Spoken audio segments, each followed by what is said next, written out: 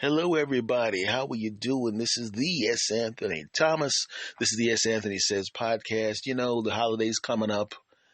Let me just get right into this because I could come up with some kind of wacky preamble and, let's just get right into it, okay? Um, I have become one of those people that I used to make fun of a long time ago, right? You know those people that get up really early in the morning and go do a full workout at the gym before they do the rest of their stuff. I used to make fun of those people. But when I was in my 20s, when I was in my best shape at the time, I was one of those people. But I don't count when you're a young guy, you're a young, nice looking cat. I don't count that. I'm talking about people that are older, more substantially uh, in American society, people that are over after 35, maybe 40, maybe 50, my age now. When you see them getting up early in the morning, like, look at that guy getting up in the morning, going to the gym. What is this guy doing? What are you trying to prove, sucker? What a chump. Look at these people getting up early. What are you trying to get out of here with that crap? Well, I have officially become one of those people because I am now getting up early in the morning to go to the gym to work out and doing full workouts before I even start my day. I was like that in my 20s when I got in my best shape, which means obviously doing exactly the same thing now. I'm going to be in the best shape I can be in my 50s. Great. Okay, that's a fantastic thing. Not a big deal. I feel better, I look better, and I'm going to be in great shape by the end of the year. Okay, a year from now, I won't even look like the same person. The blah, blah, blah. That's not the point.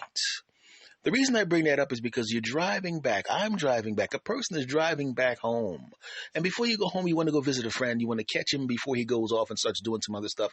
He knows you're coming, right? And as you make the turn, his house is maybe a quarter of the way down the block, right past the corner. You have to slow down, hit your blinkers, and make a left turn to go into his block. It's the opening of the block. That's the how you get onto the block. It's not like you're making an illegal turn. It's not like you're brake checking anybody. That's not what you're doing. You're just going to a house. That's all I was doing. But the car behind me, honk, honk, honk, honk. I'm gesturing in the window, and I'm thinking, hey man, I'm just trying to make a turn. And I didn't even really take that long. Only waited about 5 or 6 seconds for another courteous driver slows down, gives me the flashing headlights to make me make the left turn. I wave, the guy smiles, I smile back, and behind me, the person who was honk, honk, honk, honk, and waving is behind me. And I'm thinking, why is this guy honking and waving behind me? He's obviously coming onto the same block. What's going on? Is he trying to get my attention? Do I know this person? I look in the rearview mirror. No, I do not know this person. I do not recognize the car. I really don't know what the situation is, nor do I care. You slow down. You're about to go up to your friend's house. The car is right behind you. The car stops. The guy gets out of the car, starts walking towards you, walking with a purpose. Didn't even close his door. Car's still running. What in the world? Is he trying to tell me that something's wrong with the back of my vehicle? Is my gas cap open? Is something hanging out? I don't know. And as it turns out, when I hear the expletives and the threats in my direction, I realize, no, this is what we call one of those road rage dudes, right? And as I sit there listening to the tirade and the threats of the person, I'm looking at the person and I'm noticing that he probably does not have a weapon. I'm not thinking about doing anything, which you always have to assess the situation. And I don't have a weapon in the car. I mean, I have my club, meaning for steering wheel lock, but it's made of steel. I'm not going to hit a guy. I'm not going to do that unless I have to. And I'm probably not going to have to, even though he's very, very angry. Now we're going to stop here for a minute and do a little Quentin Tarantino time jump. And we're going to go back 30 years. As you can hear, I'm making this on my phone because I'm not home yet. You're going to hear that sound again probably because I'm going to get a lot of notifications. I apologize. I should have apologized and let you know that I was recording this on my phone. I should have done it in the beginning of the podcast, but now you know. Back to the story. Time jump. 30 years in the past. Same situation. Me in my 20s in my best shape. Right? And I'm in a similar situation. And even then, young S knew, don't get into a fight. don't get into a fight because I know what it's like to be in fist fights and bar fights. I never initiated any of those. I was always defending myself or a friend. So being punched or throwing a punch, being kicked or having to kick somebody, unfortunate as it is, I felt it and I had to do it on occasion just to get out of a situation. So I'm not exactly afraid in that particular situation looking at the guy. And I'm looking at the guy and I'm going, you really don't want to do this, right? And I'm trying to be calm. I'm very, very calm on the outside. Hey, man, what's going on? Your mother jumped head because you about kick your back at your book at your bucket. And I'm looking at the guy and I'm going, right? And there's a part of me going, I should just get out of this car and beat this dude's ass. I should whoop this dude is not much bigger than me. And the way he moves, he doesn't move like he's some kind of athletic guy or some kung fu guy. I should just get out this car and beat this dude's ass. But I, of course, being a nice person and never initiating any kind of fist fight, never have, probably never will. Well, definitely never will because I'm in my 50s now. The heck with that crap. And I go, look, man, no problem. And I let him talk all this trash, right? I let him get all of his venting. He didn't touch my car. He did threaten me, but he didn't touch me. And then I let him in. And yeah, you better not get out that car. You better not say nothing. And the whole time I'm thinking, I had no intention of getting out of the car in the first place. I wouldn't have stopped the car if I didn't have to. I was just trying to go home, right? Right? I don't want to get into a fight. And I was in great shape back then. I probably, be honest with you, if I got out of the car, I probably would have beat that dude's ass really quickly. But I didn't want to do that. Quentin Tarantino time jump again, now back to the current time. And I'm looking at this guy, and I probably could whoop this guy's ass, but I don't want to. Once again, even then, and definitely now, I know what fistfights look like. Back then, there was no internet for people to understand what a fistfight actually looks like. Everybody sees fistfights in the movies and fistfights on television where everybody stands up there, hey, come here, Buster, dun, dun, dun, dun, dun, the music comes on, you punch the guy one time and he's knocked out. That doesn't happen a lot. Or you get him rolling out of the they trade and punch, right? And then one guy gets the upper hand. He looks at the guy and let that be a lesson, buddy. Yeah, because that's what happens on TV. But if you're on the internet, you know what a fist fight actually looks like, right? Because every time when the person who's initiating the fight, right, the person who's trying to get us into a fight, who's attacking us, we think because we're in the right, like on TV, when the guy walks into the house and he sees his wife getting on with a guy, he goes, hey, you buddy, and the guy goes, oh, no, sir, and he gets afraid and he runs out because he doesn't want to fight the guy, right? Do you know how many times guys have walked in on a guy getting it on with their wife, say, I'm going to kick your behind, and then have the guy whoop his behind, and while he's unconscious, finish up with the wife and then leave, or whoop him down, beat him up, and go, I'll be back tomorrow, baby, when you get this guy out of the house. Yeah, that happens sometimes. Okay, don't think just because you're in the right, just because you're on the right side of the equation, just because the other person is wrong that you're going to win the fight. It doesn't happen like that in real life. Sorry. Because how many times have you seen people fighting, maybe on Twitter, maybe on Facebook, and maybe on any of these other type grooves, and you see a guy get punched in the face and knocked down, and then the guy goes over to the guy who's unconscious. He's actually in the fencing position, which means you have a concussion. When I say the fencing position, that's when, when a person gets knocked out and their arms are extended and their legs are stiff, right? That means you got a concussion of some type of degree, and the guy climbs on top of the guy. I saw a guy hit a guy bow.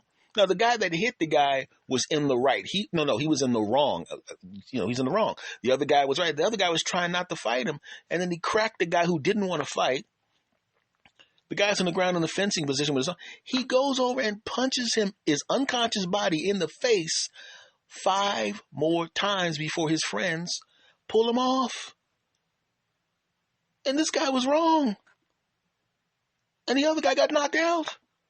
I've seen guys who initiated the fight and they were wrong and they ran across the wrong dude. They ran across the wrong guy. They think they're the toughest. They think they're a bully. They think they're a tough guy. And they don't realize either this is a person who's been bullied their whole life and goes ape crap crazy on them and attacks them back and goes over the top. Or it's somebody that's a really skilled fighter and they're being forced to fight and then bad things happen. So a guy punch a guy and start a fight with a guy. The guy's, come on, man, I don't want to fight. I don't want to fight. I don't want to fight. I don't want to fight. I don't want to fight. Right?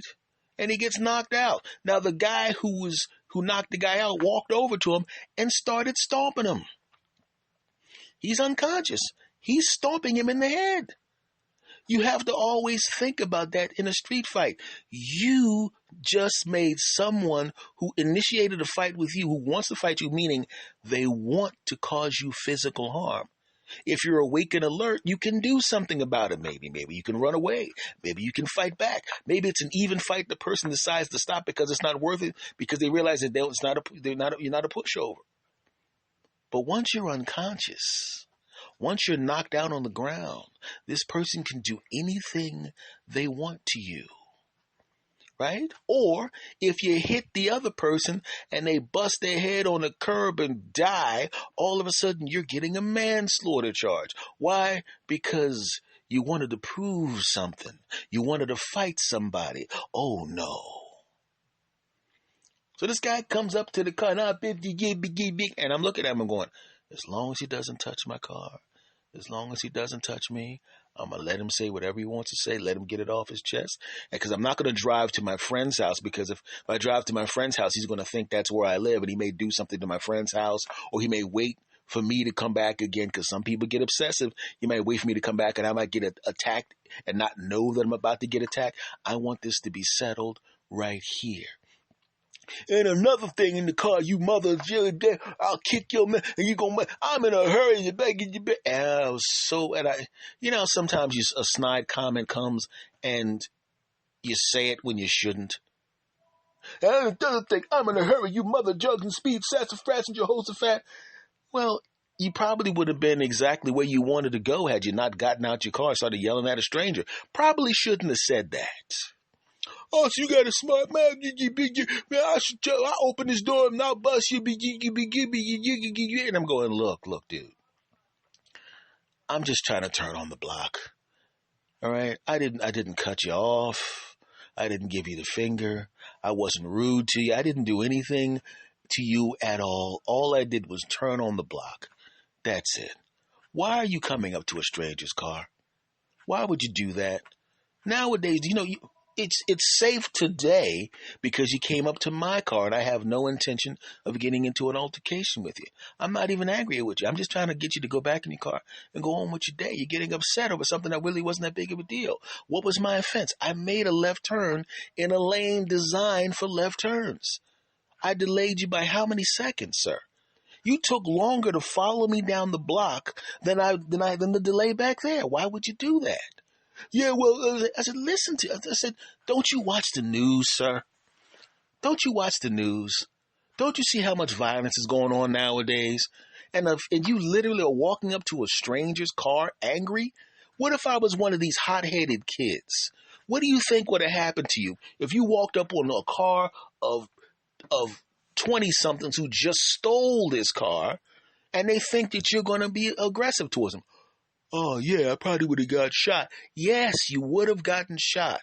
In fact, I'm glad you came up to my car and said that to me because I'm not going to do anything to you. I'm just going to wish you well. Just remember, don't do this again because the next time it could be someone who's not like me, who, and I'm saying this in my mind, who's going to talk about it on this podcast? Didn't say that part out loud. Someone who's not like me, who's not going to wish you well and give you a little lesson like I just gave you. Take it from someone older than you. Calm down. Oh, man, you're right, man. Damn, man, I'm up here yelling at you. Sorry about that, old head, man. I had a bad day. I said, yeah, look, man, just go sit in your car, pull over to the side, man. Take some deep breaths, man. Relax. Turn on some cool music. Turn up some, you know what an oldie station is. Turn on some old head music. You like old head music, don't you? Yeah, I do like them old jams. Put on some of them old jams, man. Right? You know those old, put one of those slow jams on. You know what I'm saying? You got a wife and kids, something like that? Yeah. So just don't you want to be in a good mood when you go see a woman? Yeah, man. Then he starts telling me his life story, and I'm like, oh, what the hell did I start? But it's better than fighting him. And I said, look, man, just, say my name's Tony. Lied. Man, just go home. Just go home, man. Relax, man. And promise me you're not going to do this again, because I don't want to see you in the news. Yeah, man, you're right, man. I'm glad I ran into you, man. I'm sorry, man. We shake hands. I say, take care, brother. Yeah, man. I'm so sorry. I'm so sorry, old head. I'm so Tony. I'm so sorry. Man. Man, you know what? I said, no. Everything's cool, man. You didn't do anything but just some words. It's all right. Just go ahead, okay? Take care. All right, man. Gets in his car, drives away. Now, what I said to him was the truth. He ran into a middle-aged guy who's pretty even-tempered at this point and knows not to use any kind of violence unless he's being physically attacked. But like I said to him, what if I was a hot-headed young guy? What if I was a hot-headed old guy? Right? What if I was just a person who's not even hot-headed, someone who has a weapon and is just very afraid of some 6-foot guy running up to his car angry and threatening him? If you live in one of those states that stand your ground, the second a guy comes up to your car and starts threatening you at the window, you know you have free license in some places to do what you got to do. Right? And if I had a weapon, he wouldn't have known it because I wouldn't have pulled it out. I would have done exactly what I just did.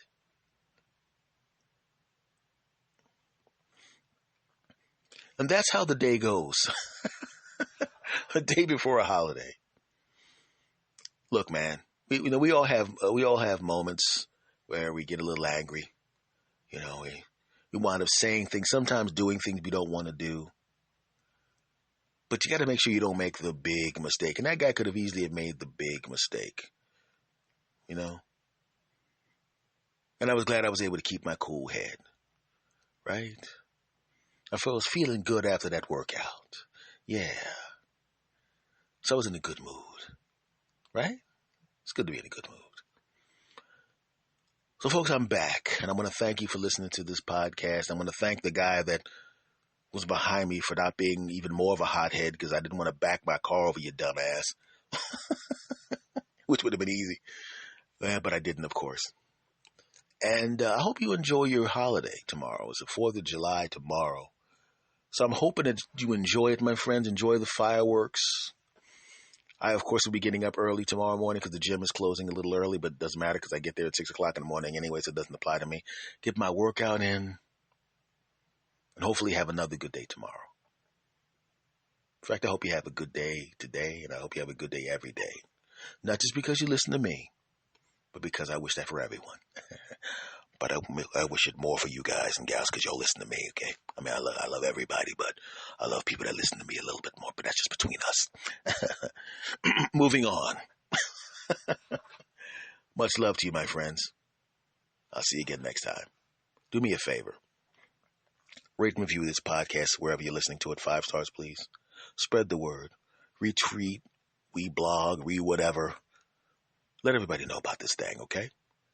I will see you again next time, my friends. Much love to you all. Take care.